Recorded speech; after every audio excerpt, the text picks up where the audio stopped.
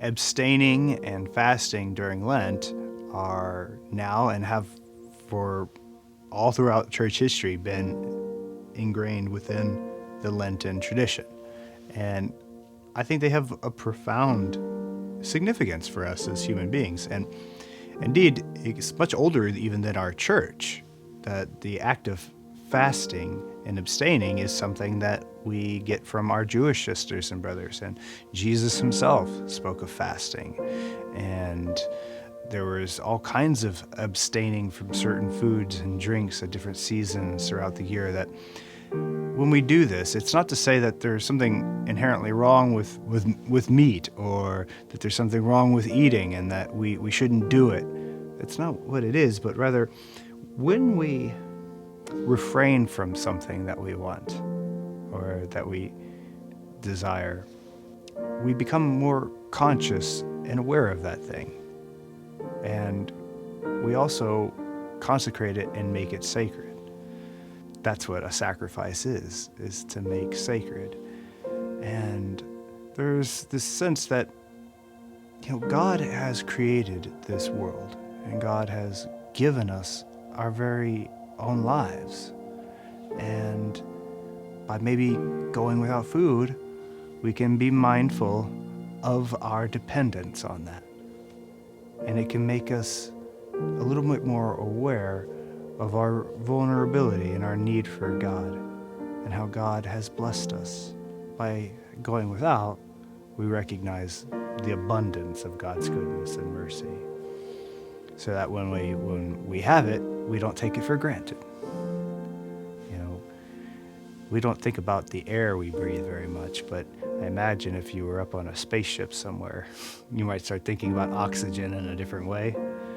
And similarly with food, in industrial societies in particular, in wealthy countries, we have an excess of food, and we often throw it away. Going hungry isn't such a bad thing when it allows you to consider how blessed we really are, when it opens up our minds to that reality. Likewise, it can also open us up to the reality that there are people who go hungry and it's not a choice, and it's not something that they would want for themselves.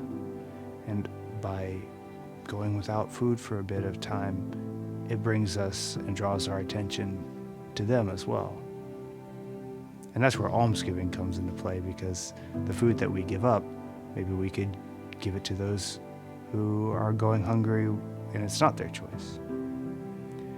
There's also and a lot of scientists have done research on this, but there are physical benefits to fasting. That fasting itself can be good for you when it's done in a proper context. We've often heard that with certain illnesses, you don't eat, right? Because if you fast, it'll help heal up the body quicker.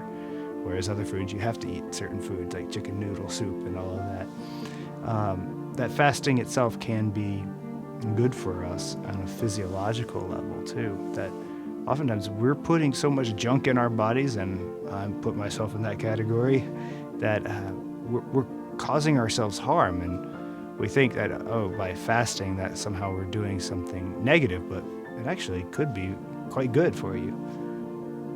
The danger is that there's also all kinds of weird ideas about food and about fasting, and what we don't want is people using a spiritual practice of fasting and abstaining in a way that can be self-destructive or reinforce negative views of their own body, or bad relationships with food.